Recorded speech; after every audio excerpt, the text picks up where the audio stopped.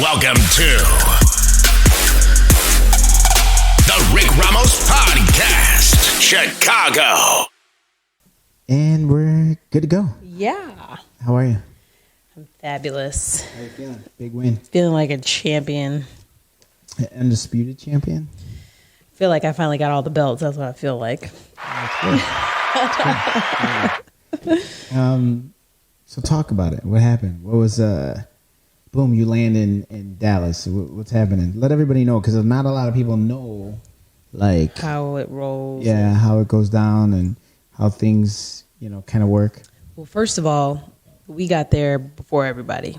We elected to come Sunday, and they originally wanted us to come on Monday. And we said, nah, we were coming out the full week. So we landed on Sunday, got in our rooms early, everything. And, there's a lot of logistics that have to happen where we figure out when we get tested for COVID, when we're able to go to the gym and work out, because there's time slots and there has to be cleanings done. And then when the rest of our team is coming out. So the first couple of steps are kind of getting settled in, a little bit of rest and just kind of getting yourself acclimated, and then kind of the behind the scenes, logistics business kind of work. Like what? Tell them. They want to know. And besides just getting everybody here. So we have Cutman, we have Jimmy Sandoval, who wraps our hands, and we have Jen, who's our photographer, Jennifer Alvarez. So you have to make sure they all get here, make sure they get tested, make sure they have all the information for the press conference, the weigh-ins, the media day. There's days that are lined up, and that's usually towards the end of the week.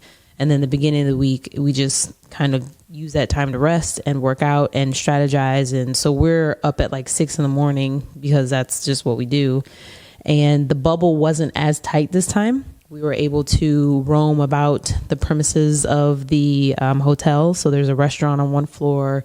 There's a gym on another floor. So we can move freely once we tested negative for COVID. Do you like the COVID life of boxing as opposed to regular life of boxing? Yes, I feel like it's a lot more convenient for me as a boxer. All of the interviews are via Zoom for the most part. There's minimal people that you have to deal with, just basically the Matchroom / the Zone crew, which we have a good relationship with everybody, and so it's just easier. Yeah, no, I agree. I definitely think that, having, the COVID restrictions, like, less drama, less fan drama, less obligations. Yeah. You're not running to news stations. You're not running to, all over the city to make sure that you're here and there. You know what I'm saying? I feel like they come to you.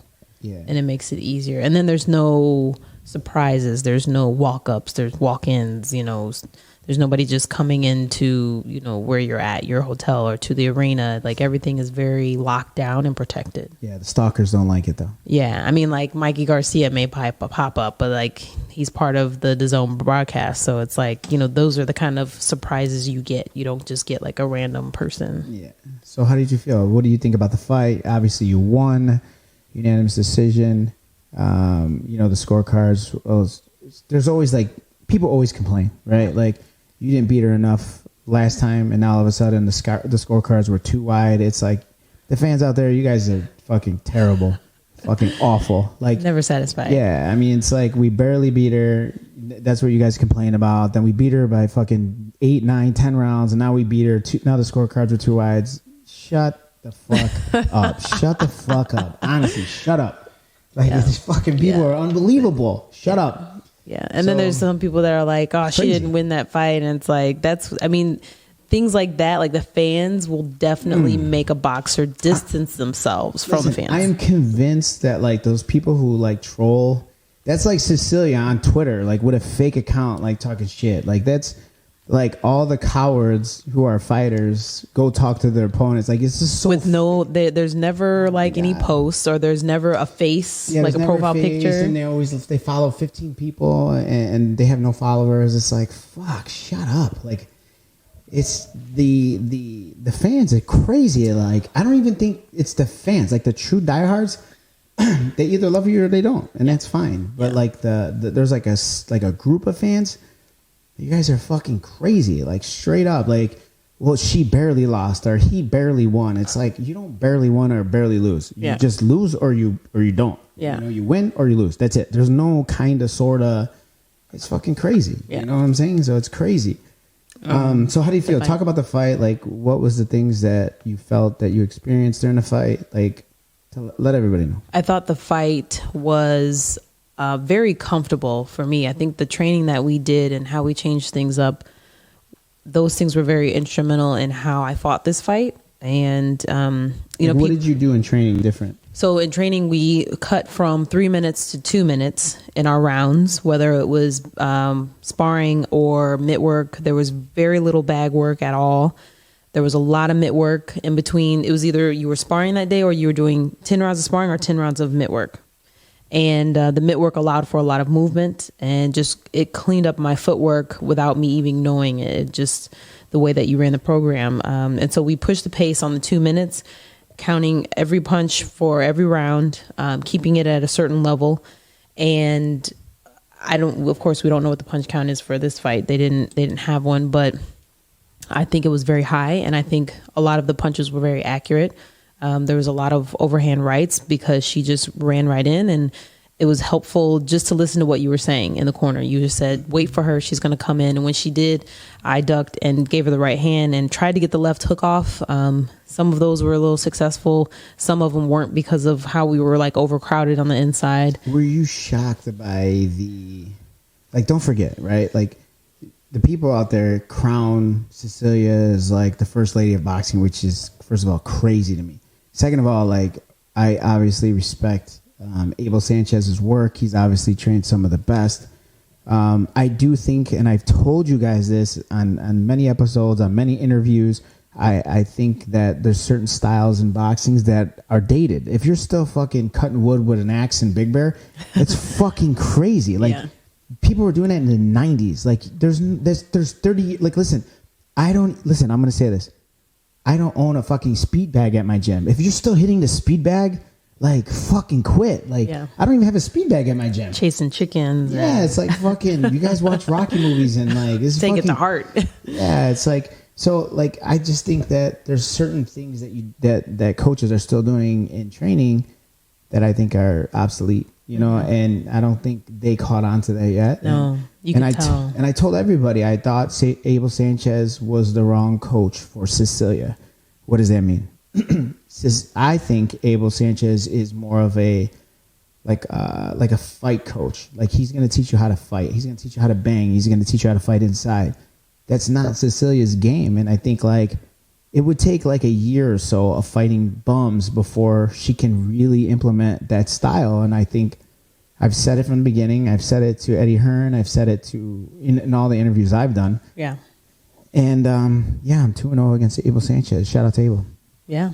I'm just saying, like, I respect him. I'm not saying like anything bad. I'm just saying like that was a bad match. They were a bad matchup together. Yeah, she didn't change anything that she did from the first fight.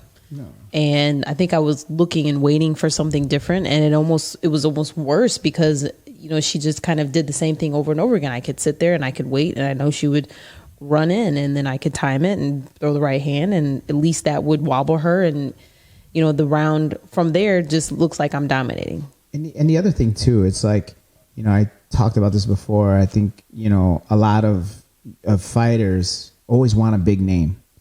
And you got to remember, like those big name guys they're already big name. They were already big name without you. So what does that mean? That means like they're sitting on the reputation. They got you to come to them because of something they did 25 years ago. Mm-hmm. You know what I'm saying? Like what have they done like currently, or what have they changed of a fighter? Like it's easy. Like if Oscar De La Hoya, he's a bad example. Let's say if Canelo came to me right now, I could probably get Canelo 2 wins without really me teaching him anything, you know, because he's already in shape. He's already like his style, his boxing IQ, his boxing IQs are already in place. So there's nothing really I could teach Canelo. So a lot of those big name fighters, when they get those big name the big name fighters who want the big name coaches, those coaches are getting these big name fighters who are those fighters who were already taught by the hardworking guy who's still a mechanic and still fucking going to the boxing gym teaching kids after school. Yeah. And that guy never gets a shot. So stick with your fucking first trainers. I'm telling you, because a lot of you fighters, you ditch your fucking trainers and they're working 3 jobs and arguing with their wife to fucking, to train you. And I feel like then you go with like a big name trainer and you don't even do good. Listen, any trainer is not going to like teach you or make you want to fight. Like either you want to fight or you don't. Right. You know what I'm saying? Like no one's going to. You have to have that. Yeah, you have to have it. And that's something that you can't teach. Like you can't teach a kid to want to fight. Who the fuck wants to fight? You know what I'm saying? So other than that, like, what did you think?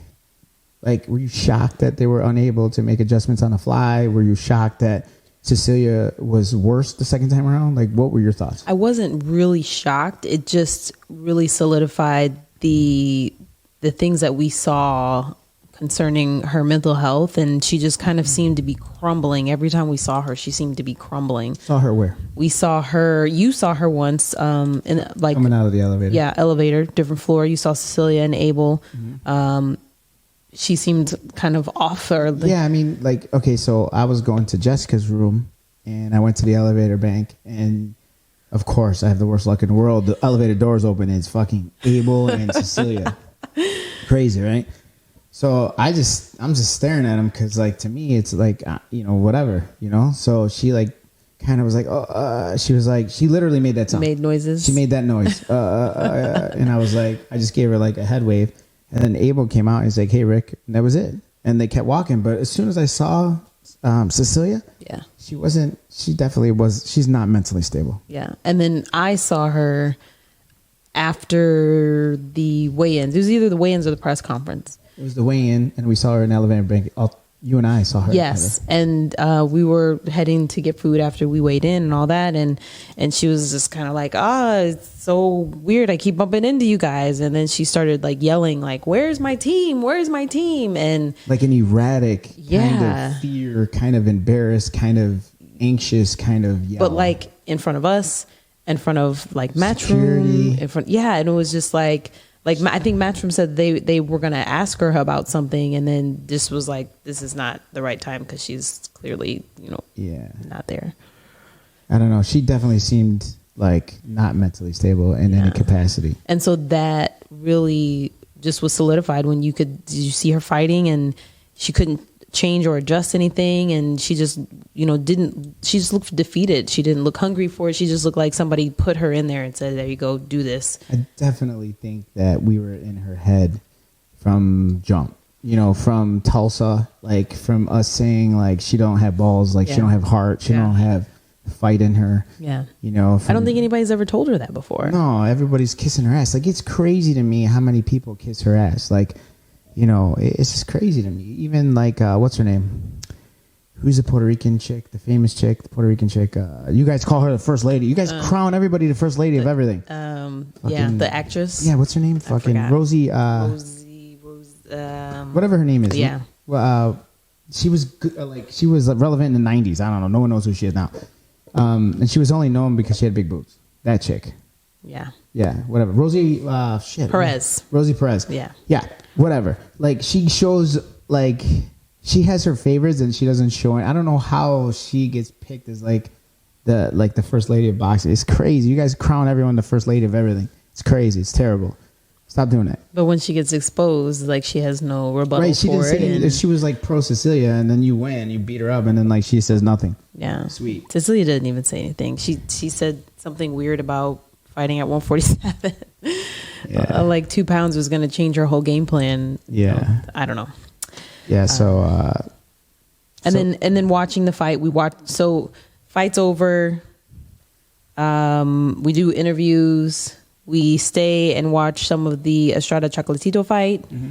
There was a fight in the stands. We watched that fight too. Yeah. We had the press conference afterwards with Eddie, and then we go back to the hotel, and everybody's at the hotel bar. We order a pizza, and of course we had to have some retirement cake, so we did that. And so all of a sudden it's like 4 a.m. and then Rick's like, we should watch the fight. So we watched the fight at like 4 a.m. after the fight. Yeah, it was good. And, first round, I almost wanted to rewind it because it looked like I ran to the center of the ring. Like I know I was really excited and really just hungry to fight, and it just looked like, you know, I just started way faster than I normally do, which just is another like homage to our training and what we did. And I think the adjustments we made were great. Well, this is the ring belt, so if you can check it out, that's the ring belt.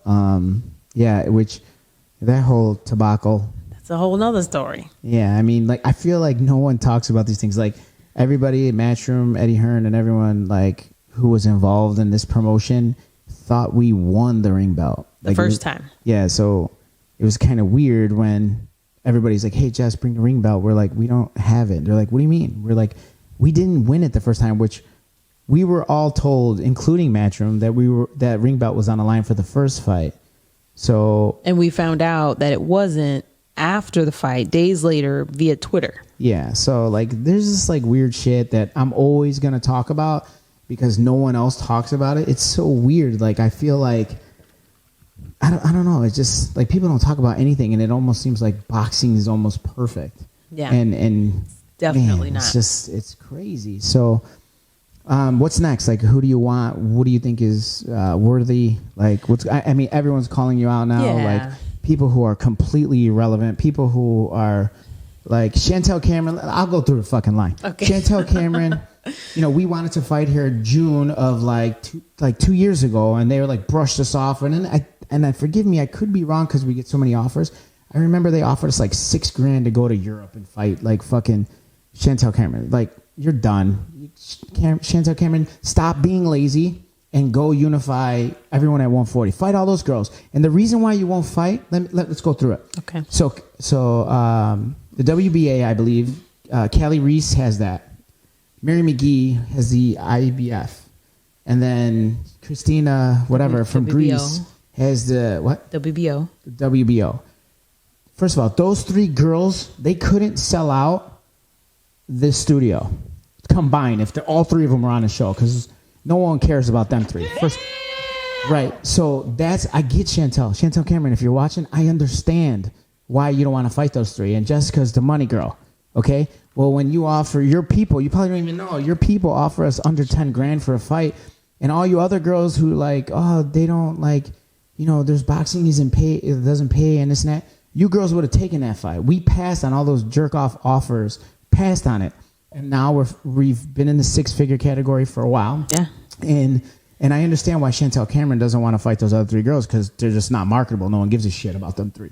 I get it. I totally get it. Not to say that they're not tough. Not to say that they're not, well, they're champions, I guess. But I think they all fought for vacant titles, including Chantel Cameron, which, by the way. We gave up the WBC. Yeah. Well, hold on. Like, as far as I'm concerned, Callie Reese and Chantel Cameron owe us a thank you because Jessica vacated those two belts so you guys can fight for them. So again, before you two start running your mouth, like start off with a thank you, okay? So that's that. Mary McGee is just terrible, a terrible person. So yeah, I'll say that. And then Christina, I don't know. She's always no one understands what she's saying. She's always talking loud. She has a weird accent. I don't know what's going on with her. Everybody's like, yeah, no, huh, yeah. And they're just like, what the fuck did she say? No one knows what you're saying. So if you do any interviews, use subtitles because you're killing everybody. All these interviewers hit me up and they're like, I don't know what you said. I just said, yeah. You said, yeah. And so all I hear is Jessica McCaskill, blah, blah, blah, blah, and nobody knows what you're saying. Put subtitles, whatever. So who else? So Layla McCarter. Let's get to her. Layla McCarter is, first of all, I respect her because she doesn't really talk shit, right?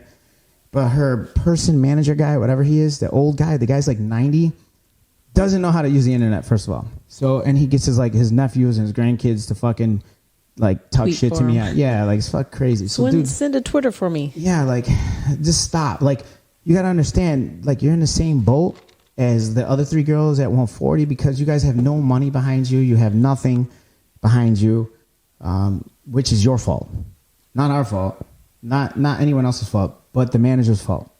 Right? So shame on you. So that guy, whoever that guy is. Yeah, because taking every fight is not the best thing, especially when you're taking cheap fights. Right. I mean, like she fought 50-something times. I get it. Yeah, but you you took those fights. Like, I don't know if Layla McCarter's ever made 25 grand. I don't even know. There's a difference between Layla McCarter taking 50 fights and Floyd Mayweather taking 50 fights. I mean, he built himself up, and she's still kind of... and listen, I respect Layla McCarter. It's not, I don't want to talk ill about her. No, it's the choices. Right. It's just, you didn't think long term, and the people around you didn't think long term. So it's not your fault per se, but the people around you are not good. Clearly, they're not good. So, Cornejo, just stop boxing. Just stop. I think you were doing the acting thing. Go back to acting. She got into boxing to get to acting. Yeah. I think it was. Well, either way, like, I like Nancy. Shout out to Nancy Rodriguez, whatever. I like her. But I think Cornejo should stop boxing or change trainers. Like, stop thinking that you need a big name coach. That's all I'll say. Because you're probably not bad if you can fight. Like, if you were like, I don't know, maybe pushed to fight more or like different sparring. Like, I don't know how Buddy McGirt and those guys are. I don't know who trains you, to be honest with you, because I saw you with Joel Diaz, I saw you with Buddy McGirt, and then neither one of them were in the corner the night you lost. So I don't know who trains you, but you need to change up the sparring with men. You need to change up different sparring. You need to change coaches. You need a loyal coach who's going to be with you through thick and thin. As far as the Elma girl, I don't even know who you are. I think Summer, my 19-year-old girl who's 3-0, can beat you. Don't call her Jessica. Just stay at 154. You're never going to get a fight with us. I don't have no interest in you. Fighting you would get us about $4. Stop. What else? $800. Yeah. So, yeah, she should sit it out. So, who else? So, who do you want? I mean, really, the big... we're looking for history-making moves, big moves. And so, of course, there's the K.Taylor rematch. That's going to be monumental for boxing history. Yeah. So many people want to see that. Her fans, my fans.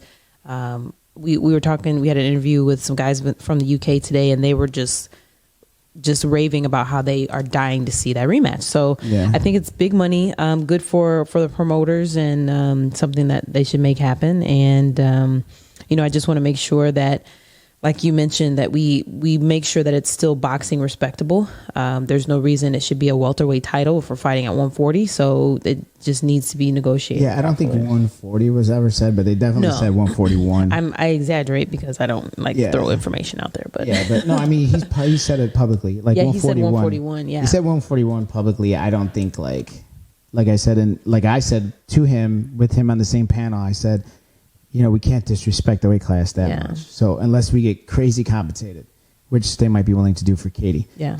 I think this is how I see it as a coach and manager.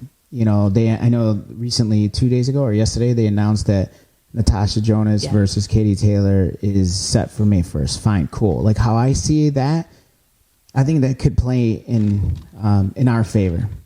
And I think that because I think, K.Taylor's got a lot of miles on her. She has 170 amateur fights. She's obviously have 15, 16 pro fights, which they all pretty much went the distance.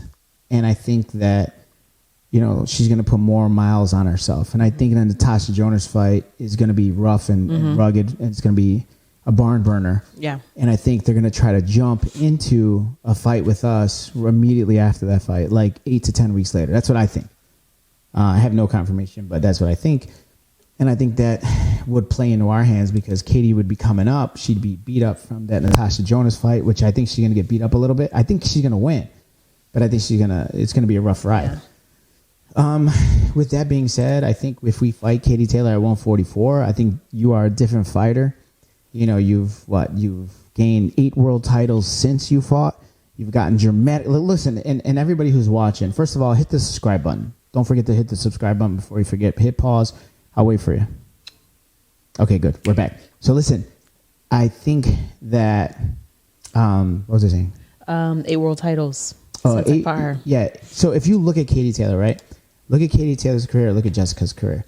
Like, percentage-wise, and for the people who are not good at math, like, if you look at how much more better Jessica has gotten than Katie, like that spread from the day they fought till today, you will see a dramatic improvement in Jessica McCaskill's all-around performances. she gets better every fight, and everybody says that. Everybody says that. K.Taylor, in my opinion, and the opinion of most, is not getting better in every fight. She's just doing the same thing she's doing, you know, which is not bad. Obviously, she's winning, but I think, you know, we start training for Katie soon, like in a week or so. We'll take our time. Obviously, we're not going to spar crazy or do anything crazy, but there's certain things that we have to do and certain things that we have to repeat over and over again. So then in 3-4 months, you have it down pat. And I don't even have to think about it. It'll be there. Yeah, it'll be second nature. So the other but the other name that's in the mix for us is Claressa Shields. And how do you feel about that? I think that would be a very attractive fight for the fans. They think both of us are bangers, and I think it would just have a good draw if she can make it down to 145, 147, 145. You know, I think it could be definitely good, but obviously Katie's much higher in the ranks there. Yeah, I mean, K.Taylor is backed by like real money. Obviously, Eddie Hearn. For the people who don't know, the Zone, you know, when they did the deal with Matchroom and Eddie Hearn, they gave Eddie Hearn $1 billion, $1 billion. If you don't know how much $1 billion is, it's a lot. So it's a lot of money. So I just think that that's the money you want to be with. However, Claressa Shields is signed from whatever his name is, whoever signs Claressa Shields, the Dimitri kid, I think it is, that guy. He does not have anywhere near $100 million. So I think, I don't think fighting Claressa is the money fight. However, if Eddie signs Claressa, maybe we could bring Claressa to the Zone, and that's where I think the bad mouthing from Claressa should not happen. I think Claressa, if she was more likable, she'd be more attractive to fans and to promoters. Because I think, you know what, Showtime dropped her. Yeah. She obviously, her numbers were plummeting. The Christina Hammer fight was the test for Claressa. Like, can she be a star? I think, after that fight happened, I think Showtime was like happy. And then ever since that fight, her numbers plummeted. I think her pay-per-view sales were 11,000. Yeah, really low. Yeah, that's bad. So, I think the matchup for the boxing public would be K.Taylor and Jessica McCaskill too. Yeah. And I'm not just saying that because, you're my fighter. I'm saying that because I think that is what the public really, really wants. And I think ultimately, I think we beat her at 144. 144, no problem. I think we beat her. I think, she's too small. I think that if you catch her, she's out of there. Yeah. And obviously we're going to start training soon. So by time when that fight happens, probably 4 months, probably July or August, I think we get her. I think we get her out of there. Hells yeah.